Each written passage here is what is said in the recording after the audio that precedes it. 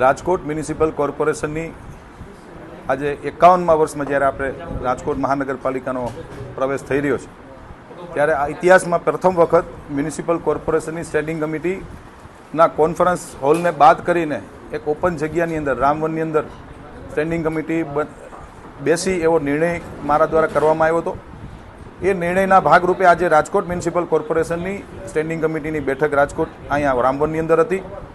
ભારતીય જનતા પાર્ટીની પરંપરા મુજબ 68 કોર્પોરેટરશ્રીઓ દ્વારા સંકલન કરવામાં આવ્યું। માનનીય પ્રમુખશ્રી અને માનનીય મેયરશ્રીની અધ્યક્ષસ્થાનમાં સંકલન બેઠક પૂર્ણ કરી ત્યારબાદ અધિકારીઓ સાથે સ્ટેન્ડિંગ કમિટીની બેઠક હતી। કુલ 113 દરખાસ્તો હતી, એમાંથી એક દરખાસ્તને પેન્ડિંગ રાખી છે, બાકી તમામ દરખાસ્તો વિકાસની મંજૂર કરવામાં આવી છે અને કુલ 551 કરોડની ખર્ચની આ સ્ટેન્ડિંગ કમિટી આજે આપણે મંજૂર કરી છે। 551 કરોડના વિકાસ કામો આવનારા દિવસોની અંદર રાજકોટના 18 વોર્ડમાં વિકાસ કામો થશે, એની આજે બહાલી આપવામાં આવી છે। નાના મોવા સર્કલ ઉપર રાજકોટ મ્યુનિસિપલ કોર્પોરેશન દ્વારા 2021માં જે ડેવલપરને પ્લોટ આપવામાં આવ્યો હતો, 30 દિવસની મુદતમાં એ પ્લોટ એમને લેવાનો હતો અને 118 કરોડ રૂપિયા જેવી કિંમત હતી, પરંતુ એ 30 દિવસ દરમિયાન જ એ પ્લોટ ઉપર 2 વ્યક્તિઓએ કોર્ટ મેટર કરી હતી।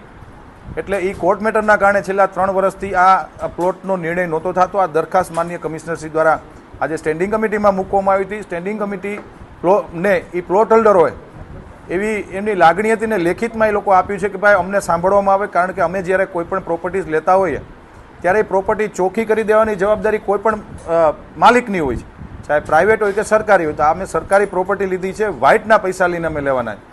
તો આ પ્રકારના કોર્ટ લિટિગેશનો આવે તો ભવિષ્યમાં અમારે પ્રોજેક્ટ કરવામાં મુશ્કેલી પડે, એટલા માટે આ દરખાસ્ત પેન્ડિંગ રાખી છે। પણ હું ખાતરી આપું છું કે આવનારી સ્ટેન્ડિંગની અંદર આ દરખાસ્તનો યોગ્ય નિર્ણય અમે લોકો કરશું। રાજકોટ મહાનગરપાલિકાના માનનીય કમિશનરશ્રી દ્વારા જે સફાઈના જે ભાવ વધારો જે કરવામાં આવ્યો હતો એ ભાવ વધારાને થોડો ઓછો કરવામાં આવ્યો છે, પરંતુ હું આપના માધ્યમથી રાજકોટના સર્વે લોકોને મારી કરબદ્ધ વિનંતી છે કે કચરો નાખીને આપણે આપણા શહેરને બગાડી રહ્યા છીએ। આપણું શહેર એટલે આપણું ઘર કહી શકાય છે, આપણા ઘરમાં પણ આપણે કચરો નથી નાખતા, એવી રીતે આપણે જાહેરમાં કોઈ પણ જગ્યાએ કચરો ન નાખવો જોઈએ, અન્યથા રાજકોટ મહાનગરપાલિકાએ જે દંડની જોગવાઈ કરી એ દંડ આપણે ભરવો પડશે।